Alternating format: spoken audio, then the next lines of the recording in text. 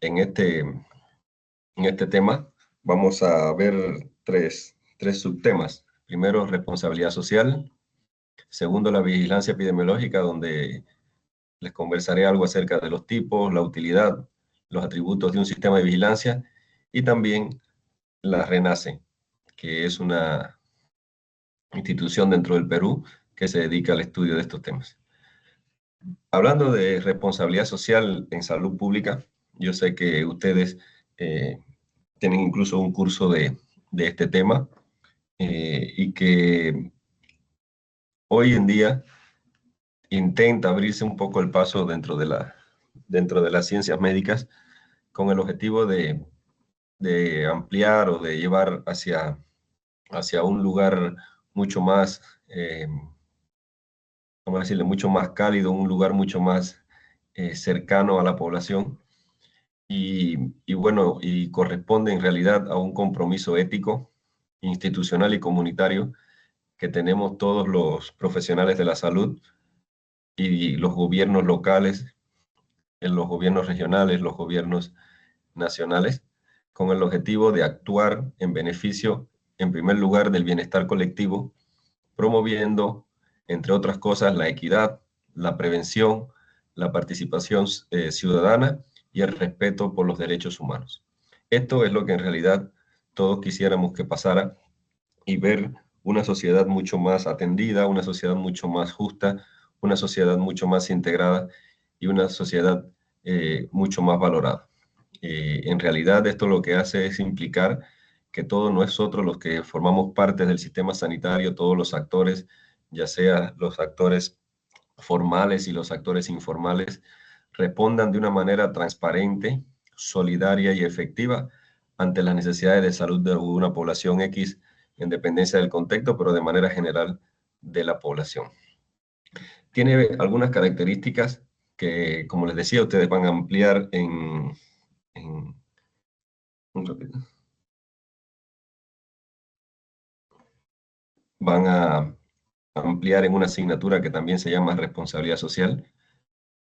Tiene algunas características, como les decía, ¿no?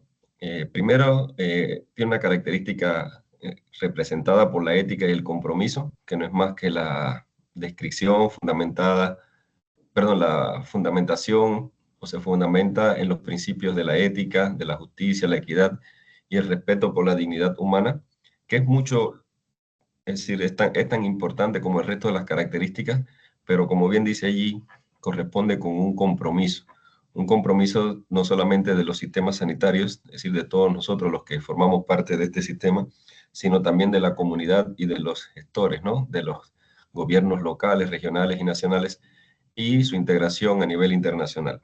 Es muy participativa o uno de los aspectos más importantes es involucrar a toda la población de forma tal que promueva la inclusión activa de ellos en la identificación de los problemas y las soluciones. En realidad, los políticos cuando hacen sus campañas buscan hacerle creer al pueblo que están haciéndolos participar.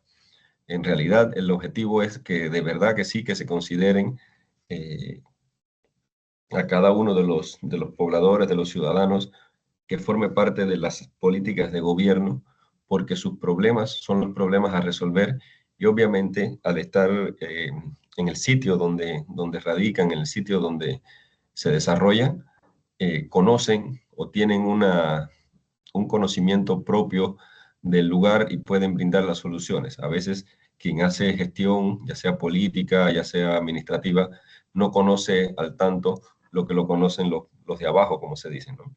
Debe ser transparente porque implica que de ambas partes hay una rendición de cuenta con un acceso serio y transparente a la información y que se comuniquen claramente todos los riesgos, los resultados, los problemas que tiene el área donde se va a investigar y que de aquí puedan salir las soluciones. Es preventiva porque lo que hace es eso, ¿no? Priorizar los las acciones participativas eh, de forma anticipada para evitar los daños y proteger la salud no solo de una persona, sino de todas las comunidades, que es lo que se conoce como salud colectiva. Además, es intersectorial porque involucra la integración o la coordinación y la participación de varios sectores en relación con el problema objetivo que se tiene, ¿no? Quizás si usted está en una época en que hay un incremento o un brote de dengue, pues obviamente los sistemas de salud solamente no lo van a poder eh, actuar sobre ellos, ¿no? Porque en realidad necesitaríamos de transporte para botar, por ejemplo, la basura, necesitaríamos de personas, voluntarios, que participen de manera coherente, de manera solidaria y comprometida con esa actividad que en ese momento se proponga, ¿no? Entonces, esto involucra a todos los sectores de la sociedad: educación, ambiente, trabajo, y justicia, principalmente en la promoción de la salud, pero es un trabajo integrado que, a pesar de que puede estar dirigido por una persona que sea el líder de todo el proceso, sí necesita que haya una integración y que se tengan en cuenta las opiniones de cada uno de los actores que participan en ella. Y es sostenible porque lo que hace, como todos los temas que debería hacer en salud pública, busca impactos que duren en el tiempo, es decir, que se sostengan, que sean capaces de mantenerse, y para eso se hacen una serie de políticas, de leyes públicas que lo que responsabilizan o hacen una gestión un poco más eficiente en relación con los recursos. Por ejemplo, un ejemplo de responsabilidad social, por ejemplo, en la OMS, que es el organismo internacional que rectorea la salud a nivel mundial, hace campañas de vacunación universal con enfoque en equidad y acceso a los países vulnerables principalmente. En el caso, por ejemplo, de países como Estados Unidos, España, hacen publicaciones abiertas sobre datos sobre los riesgos ambientales y las enfermedades emergentes, y a la vez hacen programas comunitarios a nivel de país. En el caso específico de Perú, tenemos dos grandes instituciones de salud, el MINSA y ESalud. También hay otras instituciones como la sanidad de la policía, la sanidad de la marina, la sanidad del ejército. Y estos, en acá, por ejemplo, podemos poner ejemplos como estrategias de vigilancia comunitaria y respuesta rápida ante brotes en zonas rurales. Se moviliza, se crean brigadas, se crean campañas para paliar los efectos o los posibles riesgos que tiene para desarrollar o mantener una enfermedad. En el caso de salud, nosotros, los que trabajamos en salud, implementamos una serie de protocolos de atención inclusiva, principalmente para aquellas personas con discapacidad, poblaciones vulnerables, como son las poblaciones indígenas. Normalmente nosotros no, el caso de salud es una población cautiva, es una población diferente a la población del MINSA, que es mucho más amplia, mucho más grande, y entonces se hacen políticas mucho más específicas. Es por eso que uno de los temas o una de las formas de llevar a cabo la responsabilidad social también es la vigilancia, que no es más que la observación sistemática y continuada de todos los procesos que ocurren con los diferentes determinantes de eventos de la salud y las tendencias en la población, por ejemplo, su frecuencia, su distribución. Y esto permite monitorear de manera mucho más cuerpo a cuerpo de los posibles riesgos que tiene una población. Es importante que tengamos en cuenta que todo sistema de vigilancia debe estar amparado siempre en un marco legal. El país debe determinar a través de las normas internacionales vigentes qué es lo que va a garantizar que ese sistema de vigilancia opere de manera eficiente. No es un tema que podamos nosotros hacer al descuido, que podamos hacer improvisadamente. Lo que necesitamos en realidad es que sea un tema organizado, un tema ordenado, planificado, y que esté amparado siempre en los marcos legales para, en caso de que haya incumplimiento, se puedan tomar las acciones correspondientes. Existen dos componentes importantes de los sistemas de vigilancia. Uno es la medición y otro es la comparación. Cuando usted quiere hacer algo que en realidad eh, surja o crezca o sea sostenible, tiene que medirlo. Para eso, los planes de vigilancia o los sistemas de vigilancia tienen como primer componente ese, la medición, medir lo que usted va a vigilar para saber las tendencias que se pueden tener y compararlo con los indicadores que se tienen a través de otros lugares o incluso con el histórico que se puede tener en cada uno de los países. Existen diferentes modos de ver, vamos a decirle así, a la vigilancia, ¿no? Primero, en ámbito individual y clínico, ya implica un estado de alerta responsable. Nosotros hacemos observaciones sistemáticas y se toman las acciones que correspondan en cada uno de los casos, muchas veces considerado el caso índice y el caso de inicio del estudio, que no quiere decir que no se propague, que no vaya mucho más adelante, pero lo real es que nosotros tenemos que ir vigilando caso a caso. Ya en el ámbito epidemiológico, como hemos ido viendo a través del curso, lo más importante es que acá ya no solamente es una alerta de un estado individual, sino que es un conjunto de actividades que permite reunir la información indispensable para conocer en todo momento una conducta o una historia natural de una enfermedad o de cualquier tipo de evento que se produzca en relación con la salud, con el objetivo principal de detectar y prever cualquier cambio que pueda ocurrir, ya sea a través de factores condicionantes, factores predisponentes, factores contribuyentes, y de esta manera recomendar oportunamente sobre elementos que tengamos eh, según la evidencia, es decir, con bases firmes, todas las medidas que puedan ser utilizadas en cada uno de los casos de manera eficiente que nos permita lograr los objetivos que es la prevención y el control de las enfermedades o cualquier tipo de los eventos de salud. Ha tenido una evolución histórica, solamente al inicio se conoció como inteligencia epidemiológica, posteriormente solamente se consideraba la vigilancia epidemiológica y en la actualidad en realidad, como hemos visto, porque incluye un ámbito individual, personal y un ámbito epidemiológico que ya es mucho más colectivo, se conoce como vigilancia en salud pública. ¿Cuáles son sus principales atributos? Bueno, tiene muchos atributos que son importantes tener en cuenta a la hora de formar o de programar un sistema de vigilancia, ¿no? Primero, la sensibilidad.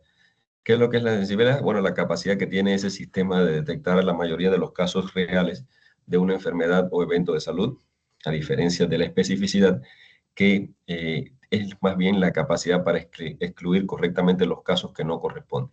Es decir, la sensibilidad nos permite tamizar o hacer un screening de los enfermos y la especificidad nos permite determinar de manera correcta los que son sanos. Yo me imagino que ustedes en metodología de la investigación o quizás en alguno de los otros cursos que han recibido hasta ahora o los que van a recibir posteriormente, saben o les han dado o les han hablado de estos dos conceptos, que cada uno tiene una fórmula, es fácil de calcular y que obviamente nos va a permitir tener una mayor visión o quizás una estrategia mucho más definida. Otro de los atributos es la representatividad, que refleja adecuadamente la ocurrencia del evento en tiempo, lugar y persona. La oportunidad, que es con la rapidez con que podamos nosotros, a través de nuestras medidas, de nuestras acciones, detectar, notificar y analizar todo tipo de información que permita una respuesta eficaz o eficiente.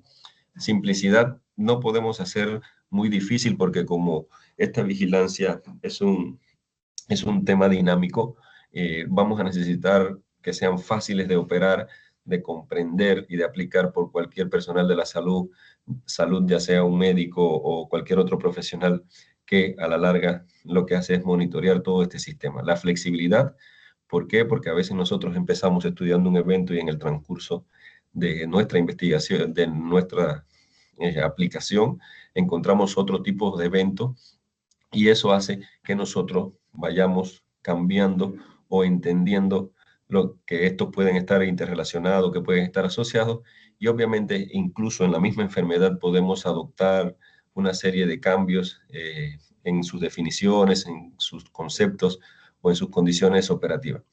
Aceptabilidad, es muy importante esto porque si nosotros aplicamos un sistema de vigilancia epidemiológico que no sea aceptado, no va a tener un grado de participación y compromiso de todos los que estén involucrados en dicho sistema. Juega un papel importante acá el lenguaje claro, el lenguaje preciso, el lenguaje coherente, que nos permita de todas maneras, que nos permita que la persona o las personas que la van a aplicar entiendan y estén empapados con lo que están haciendo. Estabilidad, igual que la sostenibilidad, debe estar basado principalmente en la capacidad del sistema para funcionar de manera continua y confiable.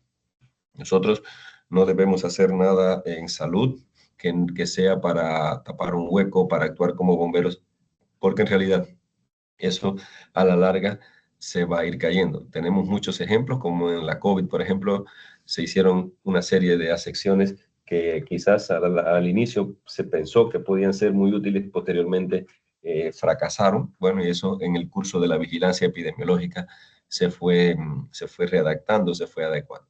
Y la utilidad porque permite o es necesario que contribuya a la prevención, al control y a la toma de decisiones en salud pública, que por lo tanto juega un papel importante, porque de allí es donde depende el resto de los atributos. ¿Cuáles son los tipos de vigilancia en salud pública? Los más importantes, porque en realidad puede haber muchos conceptos, puede haber muchas formulaciones o clasificaciones. De manera general se conoce una vigilancia que es pasiva, en el cual cada nivel de salud envía una información, son aquellas informaciones que nos piden o que le piden a los diferentes entes de salud de manera rutinaria, periódica. Tienes que entregar este informe mensual, semanal, trimestral, anual, y sobre lo que se quiere investigar, ¿no? Por ejemplo, es un ejemplo práctico, un centro de salud que reporta, como les decía, semanalmente los casos de dengue al Sistema Nacional de Vigilancia. En el caso ya de la vigilancia activa, aquí no esperamos. Los gestores, los que manejan los procesos, no esperan, no esperan a que la información llegue, sino que actúan o acuden directamente a la fuente para buscar casos, revisan registros, notificaciones y datos de atención. Un ejemplo puede ser un personal que trabaja en epidemiología, que visite los hospitales para identificar casos sospechosos de tuberculosis a través de la revisión de las historias clínicas. Es como una forma, vamos a decir, un poco más light de procesos, en el cual quizás cuando revisamos todos los pacientes con fiebre, para unos médicos es solamente un cuadro banal, o quizás uno ha visto uno o dos casos de manera aislada, pero al sumar todos los casos, pues bueno, tienen algo en común que pudieran hacer sospechar una u otras enfermedades. En el caso de la vigilancia centinela, ya en este caso, a diferencia de las dos anteriores, esta se basa ya en unidades seleccionadas que estudian ya una muestra específica para evaluar un evento de interés. Por ejemplo, en caso de un hospital, se monitorea la resistencia antimicrobiana en los casos de pacientes, mujeres, hombres, cualquiera de los dos, con infecciones urinarias en una etapa de la vida. En este caso, sería un hospital que monitorea la resistencia antimicrobiana en infecciones urinarias en mujeres entre 20 y 40 años durante 6 meses. Esto nos va a permitir hacer un mapa microbiológico, definir cuáles son los gérmenes más específicos y obviamente definir cuáles son los antibióticos que más resistencia tienen, para evitar la sobreexposición y quizás mandar a una pausa, a una latencia el uso de los otros. ¿Cuáles son las principales etapas y actividades del sistema de vigilancia? Primero, para usted instaurar o implementar un sistema de vigilancia, lo primero es que usted recolecte los datos. Para usted recolectar los datos, tiene que basarse principalmente en guías normativas que están implementadas, que permiten una medición, una operacionalización, y a la vez que involucre varios procesos o subprocesos, como es la detección de los casos. No solamente, o a veces nosotros tenemos un problema, hacemos las cosas pero no las informamos. Entonces, si nosotros detectamos algún caso de interés sanitario, ya sea porque es un caso específico, es una enfermedad infrecuente, pero que aparece, o en el caso de que se note una tendencia al incremento del número de casos de cierta enfermedad o de cierto evento, pues nosotros debemos notificarlo. ¿Para qué? Para que a partir de ahí se tomen las estrategias y se lleven a cabo todas las medidas para control, prevención y control de su diseminación y quizás de su sostenibilidad en el tiempo. Hay que clasificar los casos: leve, moderado, severo, eh, confirmados, posibles, probables, descartados, para uno poder tomar una conducta específica y obviamente validar los datos a través de las diferentes estrategias. Posteriormente, después que usted recolecta la información, en el caso de ustedes específico, por ejemplo, ahora que están dando semiología, ustedes hacen un interrogatorio, hacen un examen físico y lo que han obtenido van a hacer un análisis de la información. En el caso del análisis de la información, ya lo que hacemos es consolidamos todos los datos, analizamos todas las variables epidemiológicas y nos va a dar paso a que la interpretemos. Si nosotros llegamos a querer interpretar una información, si no ha sido bien recolectada, si no ha sido bien analizada, lo más seguro es que no podamos llegar a esta etapa con un final feliz, ¿no? Entonces, por eso que esta etapa se basa principalmente en la comparación con datos previos, con datos históricos, con datos de quizás de otros lugares, que eh, permitan un poco tomar acciones para, para lograr detener el evento o el curso del evento. Después que nosotros tenemos todos esos datos que ya hemos recogido, hemos analizado, hemos interpretado, corresponde a la vigilancia la difusión de la información. Aquí para esto se hacen trípticos, se hacen materiales audiovisuales, materiales impresos, con el objetivo de difundir eh, todo lo que se ha encontrado, no solamente para la población, sino para los equipos de salud, que permita tomar o tener ciertos niveles de decisión. En el caso específico de la recolección de datos, es muy importante porque es el inicio. Si, si usted no, pues podemos tener dos problemas acá. Uno, que nosotros no sepamos o no hayamos recolectado bien nuestros datos, y otro, que después que los recolectemos no lo logremos analizar, no lo logremos interpretar. Ese es un tema importante. ¿Qué pasa también? Que nosotros podemos tener muchos datos. Hay veces nosotros acopiamos un sinnúmero de datos, pero nos quedamos con ellos, no sabemos cómo interpretarlos. En la era de la inteligencia artificial, es muy fácil ya, eh, vamos a decir, realizar o tener en cuenta algunos aspectos relacionados con este tipo de acciones, ¿no? Es en realidad el componente más costoso, necesita un despliegue importante, necesita una acogida, necesita un compromiso de los que van a recoger la información y por lo tanto es muy difícil porque a veces incluso tú puedes llegar a una casa o un barrio donde usted sabe que hay un evento o que hay el incremento de un evento y en realidad las personas no permiten que se tomen a que su información sea utilizada con otros fines o en realidad por su misma cultura no les permite dar cierta información. ¿Cuáles son las principales actividades de recolección de datos? La detección, la notificación, la confirmación de datos del evento de salud bajo vigilancia. Y estos son los principales elementos que forman parte de cada una de estas etapas, ¿no? Primero, la detección de casos. Es importante que nosotros apliquemos una definición de caso estandarizada. No puede ser que para un grupo la hipertensión sea los niveles por encima de 140/90 y para otro 110 y 70. ¿No? Tiene que haber una definición de caso estandarizada que permita de manera homogénea evaluarlos o recoger, identificar los eventos de interés epidemiológico. Y esto aunado a que es importante que definamos los casos mínimos que deben ser recolectados, perdón, los datos mínimos que deben ser recolectados para cada caso, para que no se nos quede información que puede ser útil en la toma de decisiones.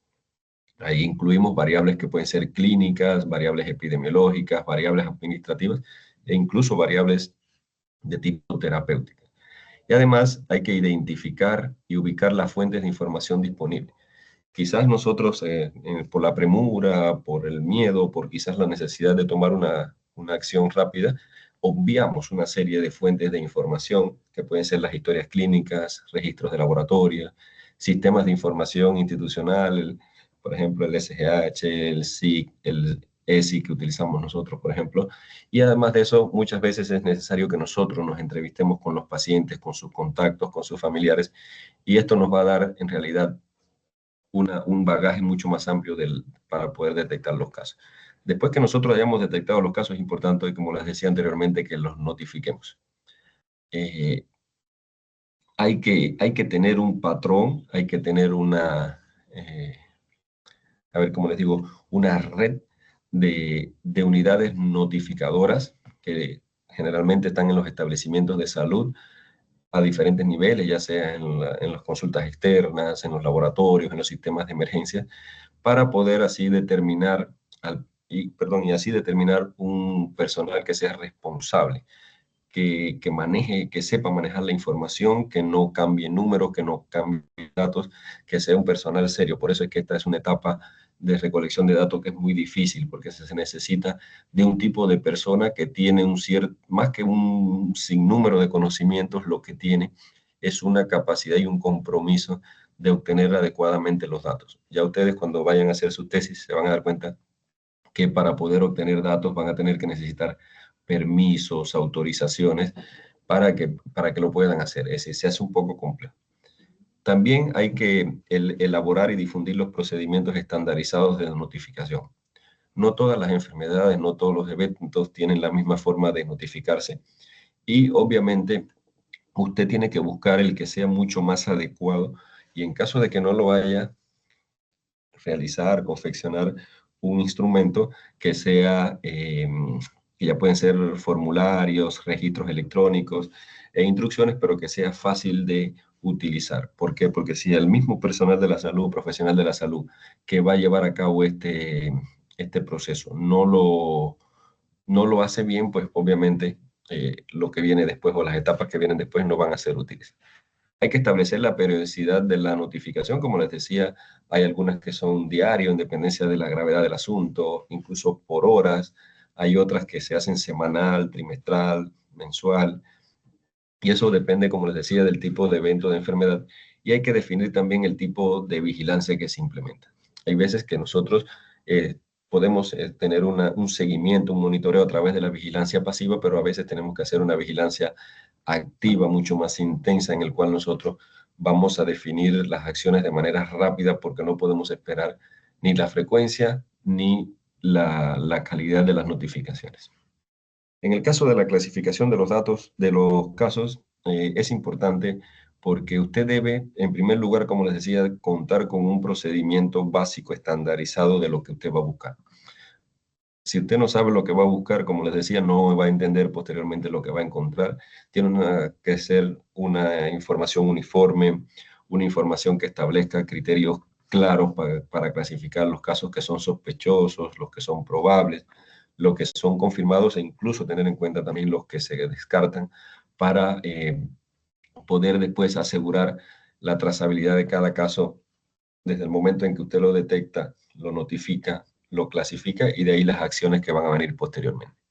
Y por último, bueno, la validación de los datos, que no es más que implementar ya un protocolo básico de control de calidad de los datos de vigilancia, que aquí va a incluir o va a tener en sí una serie de procedimientos de revisión, de verificación, se van a evaluar la integridad de los datos, se va a asegurar que no existan vacíos, que no exista duplicidad, que no existan inconsistencias.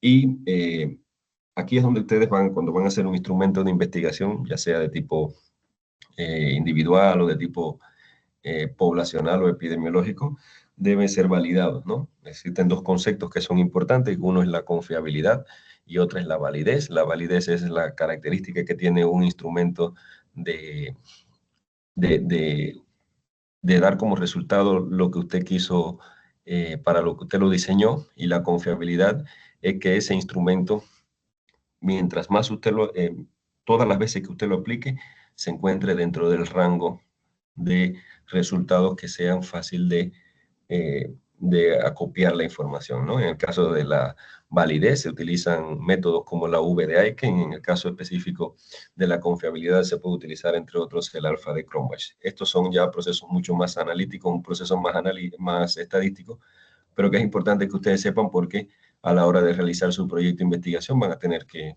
tener un instrumento que muchas veces van a tener que validar. En el caso de las bases o las fuentes de datos, nosotros tenemos la notificación de casos, los registros, investigación de casos y brotes, encuestas e incluso hasta los rumores. Como les decía, es importante que nosotros articulemos, que nosotros involucremos a toda la comunidad, los que se conocen como eh, actores formales, actores informales, porque esas opiniones que pueden ser consideradas chismes, pero quizás tienen validez, entonces usted tiene que tenerlas siempre en cuenta porque esas son las opiniones que muchas veces no son confirmadas y que se originan de manera muchas veces al azar, vamos a decirle así, en la comunidad y bueno, de ahí son divulgadas por los líderes e incluso acá juega un papel importante la prensa, ya sea la prensa escrita, la prensa audiovisual. Y es importante esto porque nosotros, por ejemplo, acá en el Perú tenemos una prensa muy que brinda una información quizás muchas veces negativa. Usted ve los noticieros y la información, por ejemplo, está basada principalmente en procesos de tipo negativo.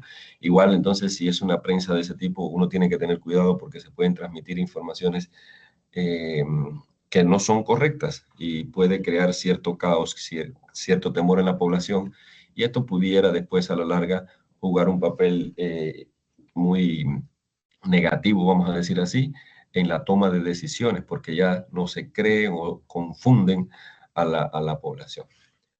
Es importante, como les decía, tener un concepto claro, que es un concepto estandarizado de criterios clínicos de laboratorio y epidemiológicos que permita de manera global identificar y clasificar a una persona como un caso de una enfermedad específica. Esto es a lo que se conoce como definición de caso y lo que hace o busca cuatro cosas más importantes, ¿no? Estandariza la identificación de los casos, facilita la detección oportuna de brotes o epidemias, si ya usted sabe lo que está buscando, si viene un paciente con fiebre, usted sabe que si el paciente tiene fiebre y más otro de los síntomas como artralgia, dolor abdominal, náuseas, vómitos, diarrea, pues bueno, esos son criterios que pudieran acompañar a casos de dengue. Y obviamente lo primero que usted va a pensar es en eso, no se va a poner a pensar que el paciente tiene una enfermedad infrecuente, una enfermedad que no está contextualizada. Entonces, ya usted conociendo la definición de caso, ya sea en la clínica o en la epidemiología, cualquiera de los dos es importante porque ya usted sabe cómo va a actuar, qué exámenes o qué tipo de acciones va a desarrollar para lograr controlar ya sea la enfermedad o en el caso específico los brotes, las epidemias. Esta definición de caso, además, guía la toma de decisiones en salud pública, se implementa a través de ella medidas de control y así permite clasificarlos o subcategorizarlos de acuerdo a los grados de certeza diagnóstica. Obviamente no es al azar, es de muchas enfermedades, muchos procesos, muchos eventos que ocurren a nivel individual o a nivel colectivo, están bien organizados, están bien estudiados y obviamente el primer paso es adaptar a esos criterios. En caso de que en el transcurso de todo ese proceso existan cambios, pues bueno, pues se hará una readecuación de dichos criterios de acuerdo al contexto, de acuerdo a las características con que se presente. Por eso que se define, por ejemplo, un caso sospechoso es aquel paciente o aquella persona que tiene un signo y síntomas compatibles con la enfermedad, pero que no hay ninguna evidencia de laboratorio, ausente, pendiente o negativa cualquiera. Es un caso sospechoso. Usted viene con fiebre, cefalea, dolor articular, náuseas, vómitos, diarrea.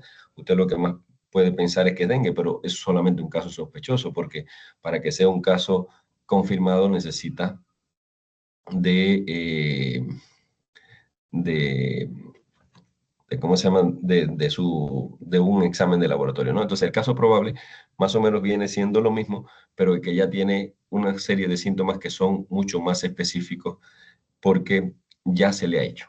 Es decir, si usted en el caso anterior no le ha podido hacer, se mantiene como un caso sospechoso, en el caso probable ya se ha hecho, pero todavía no tiene totalmente la certeza que ya cuando sí hay evidencias de laboratorio, específicamente ya sea con síntomas o signos, ya aquí se considera un caso confirmado.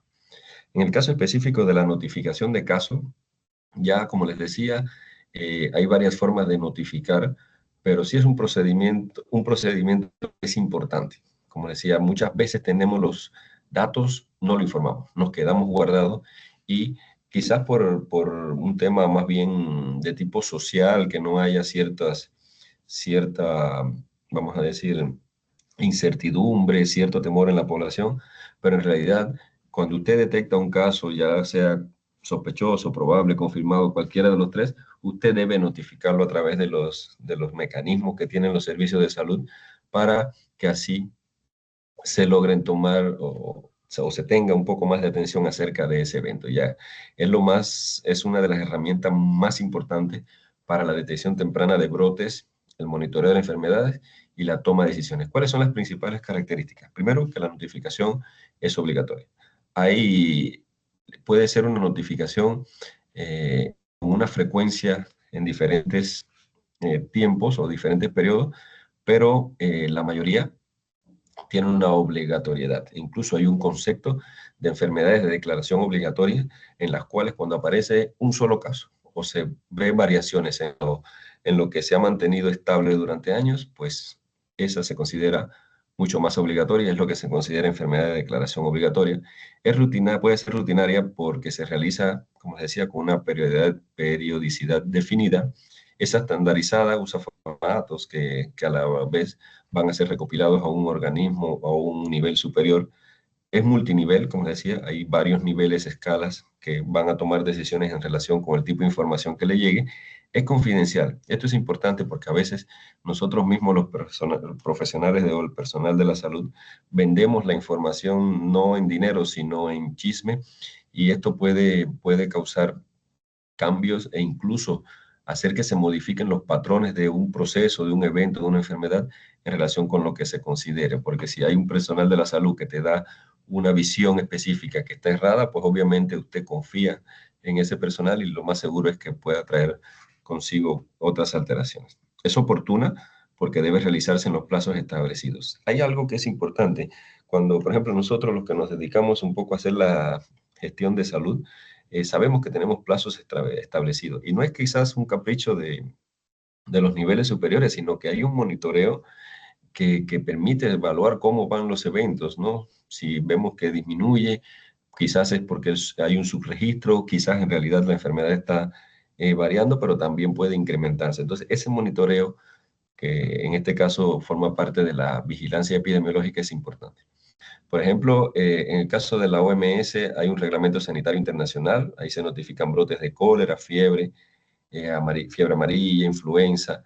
En el caso de Estados Unidos, bueno, tiene un sistema nacional de vigilancia de enfermedades de notificación obligatoria, como les decía, como la tuberculosis, el VIH, el sarampión.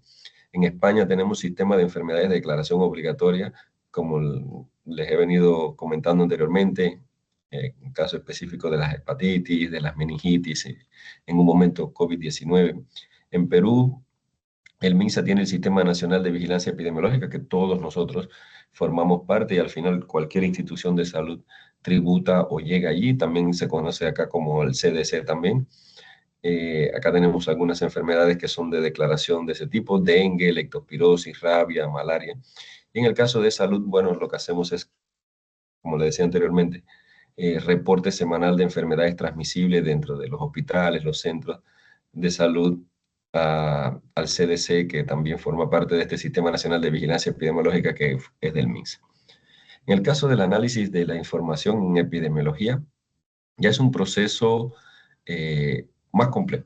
Necesita de personal que tenga otro tipo de conocimientos, que no necesariamente tiene que ser personal de la salud. Hay personas, ingenieros, hay economistas, contadores, analistas, que bueno que se dedican a este tema, a este tipo de análisis de la información epidemiológica, obviamente siempre rectorado por un personal de la salud que es el que va a entender qué es lo que está pasando o qué factores pueden influir de cierta forma en en la evolución, en los patrones, en las asociaciones que tienen las enfermedades.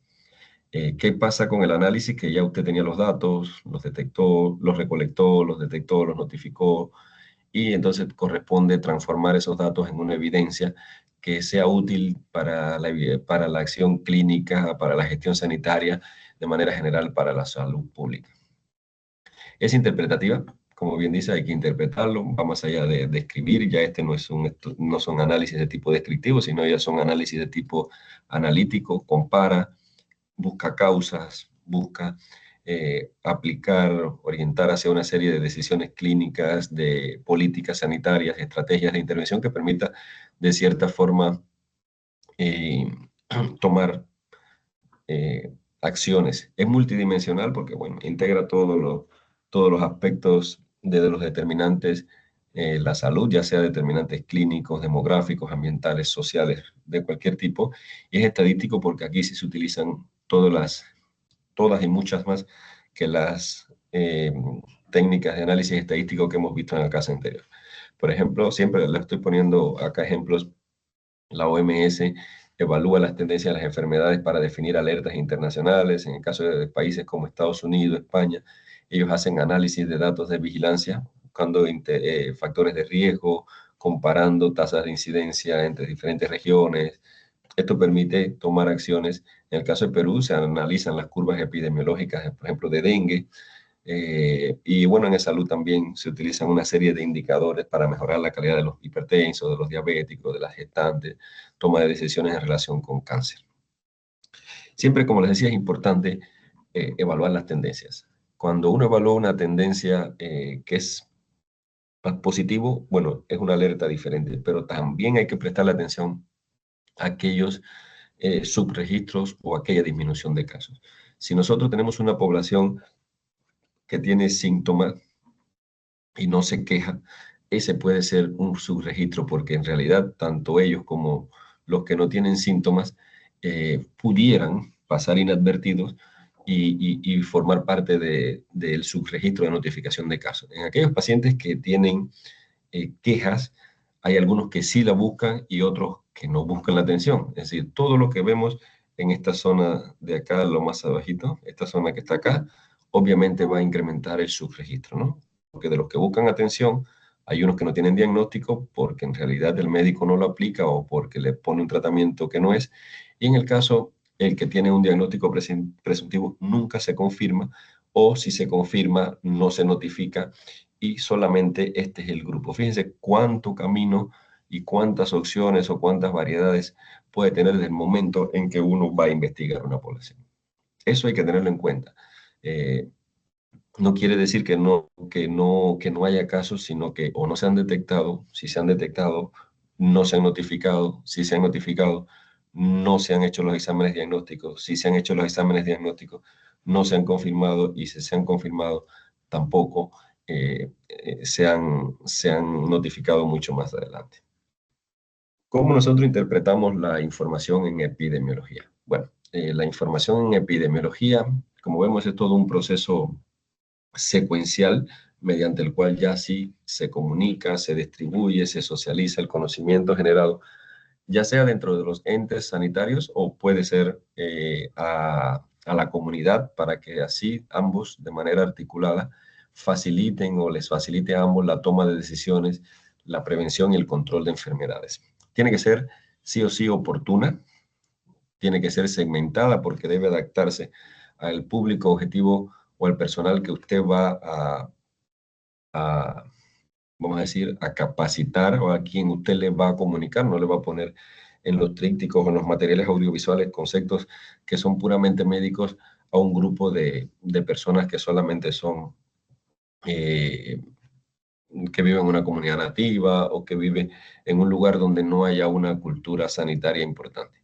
Debe ser clara y comprensible como todas las cosas que se hacen en salud. El 80% de los problemas que hoy se tienen en salud son de falta de comunicación, no porque no te comuniques, sino porque muchas veces te comunicas mal y las personas no entienden, no le llegas en realidad con ese conocimiento generado y obviamente si no, el que no entiende no va a tomar o no va a actuar en correspondencia con lo que usted quiere. Debe ser multicanal, hay muchas formas, muchas vías, métodos escritos, digitales, audiovisuales, presenciales, formas hay, mecanismos hay, lo que hay que saber es utilizar y saber en qué momento se utiliza cada uno. Debe ser, como siempre, como decía, responsable. En eso juega un papel importante los comunicadores. No solo los comunicadores de la televisión, sino los comunicadores, los que van a hacer llegar a los actores la información. Y debe ser accionable porque no debe dar mucha vuelta al asunto, debe ser concreta en relación con un proceso de gestión. Por ejemplo, la OMS envía o emite boletines semanales sobre diferentes tipos de brotes, alertas sanitarias a nivel internacional. Estados Unidos y España hacen cosas como la publicación de informes de morbi-mortalidad, de reportes de morbi-mortalidad semanal para ciertos profesionales de la salud. En España utilizan informes epidemiológicos para que son accesibles a través de los ciertos portales oficiales. En el caso del Perú también, ya sea en el MINSA o en el Salud, hacemos boletines semanales, mensuales, en dependencia del nivel o la necesidad que haya. Y también se evalúan de manera periódica, de manera casi continua, porque ya la tecnología nos permite casi en tiempo real evaluar los indicadores asistenciales y todos los indicadores de ese tipo. Y bueno, es importante, les decía, solo a modo de conocimiento, creo yo, que sepan que en Perú existe la Red Nacional de Epidemiología, que es un sistema articulado que tiene el MINSA para coordinar todo lo relacionado con la vigilancia epidemiológica. Ellos llevan a cabo cada una de las etapas de detección, análisis, interpretación y respuesta oportuna ante eventos de importancia sanitaria, principalmente para la salud pública.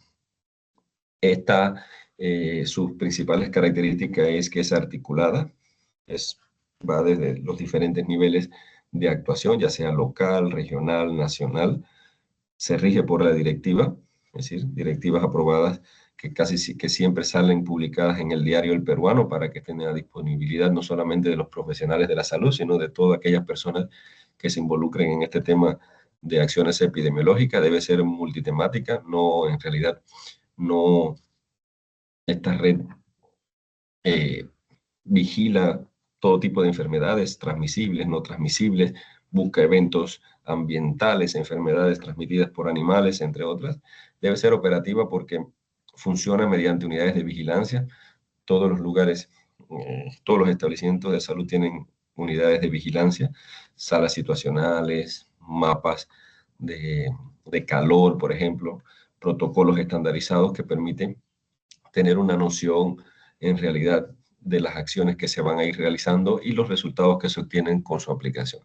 Intersectorial, porque bueno, acá en Perú colabora todo el mundo, es un sistema en el cual el MINSA es el ente rector, como les decía, pero forma parte de la sanidad de la policía, la sanidad de la marina, la sanidad del ejército, salud, las entidades prestadoras de salud, que son las llamadas EPS, y también los gobiernos regionales, series de instituciones como por ejemplo las universidades donde hay personas que se dedican a realizar investigaciones de campo, personas que tienen conocimientos en diferentes medios, y eso es importante porque es una ayuda continua y todo esto forma parte de la Red Nacional de Epidemiología. Y obviamente que utiliza una serie de plataformas digitales para la notificación, análisis, todos los datos. Es decir, es el lugar donde se recoge todos los datos para que pueda haber una vigilancia epidemiológica contextualizada al Perú, para que pueda ser comparada sus tendencias en el tiempo y además comparada con otros lugares. Por ejemplo, si nosotros vemos en un Cayali, ¿cuál es la secuencia? Un centro de salud notifica casos de leptospirosis a la DIRESA y activa la investigación de campo. ¿Qué hace la DIRESA? Analiza las tendencias, por ejemplo, de la leptospirosis, del dengue, emite una serie de alertas epidemiológicas, le envía a nivel nacional y el Centro Nacional de Epidemiología consolida todos esos datos de los brotes y publica boletines, ya sea semanales, publica acciones, publica todo este tipo de acciones. Y bueno, siempre integrando, articulando los diferentes sectores. En el caso, por ejemplo, de salud, también tributa su información, las reporta semanalmente a través de indicadores hospitalarios a este sistema para la vigilancia integrada, y en el caso a nivel internacional, todo lo que pasa en el Perú, esta Red Nacional de Epidemiología comunica a la OMS a través de su red de establecimientos o de intervenciones, perdón, a través del reglamento, a través de las normativas vigentes que se encuentran en el Reglamento Sanitario Internacional de que no solamente el evento o la enfermedad ha ocurrido dentro de la frontera, sino que ya a través de los medios de transporte, a través de la misma inmigración y emigración, puede transferirse o traspasar las fronteras. De manera general, quiero que se lleven la idea de que en epidemiología, la vigilancia epidemiológica juega un papel importante. ¿Por qué? Porque hemos aprendido hasta hoy una serie de conceptos que son básicos, que nos van a ayudar a ir conociendo cómo funciona, pero es importante que la vigilancia epidemiológica siempre, mucho más ustedes que van a realizar el SERUMS y van a estar en áreas que pudiera ser aparecer cualquier tipo de evento. No necesariamente va a ser un brote de dengue o de leptospirosis, puede ser de diarrea, como les contaba el otro día, o puede ser de intoxicaciones masivas por cualquier cosa que en realidad cambie el panorama habitual de cada uno de los pobladores, ¿no? Entonces, eso es importante que lo sepan, que se sepan que cada nivel de actuación, ya sea el nivel primario, nivel secundario, a nivel de los organismos nacionales como el MINSA, Salud y su coordinación siempre eh, internacional a través de la comunicación que ya sea que se haga desde el Perú a través de RENACE o de otros lugares a la OMS. Muchas gracias. Esto es lo que le traía para hoy. Espero que les haya servido. Gracias, doctor. Listo. Nos vemos entonces el jueves, ¿ya? Ya, doctor, muchas Buenas gracias. tardes.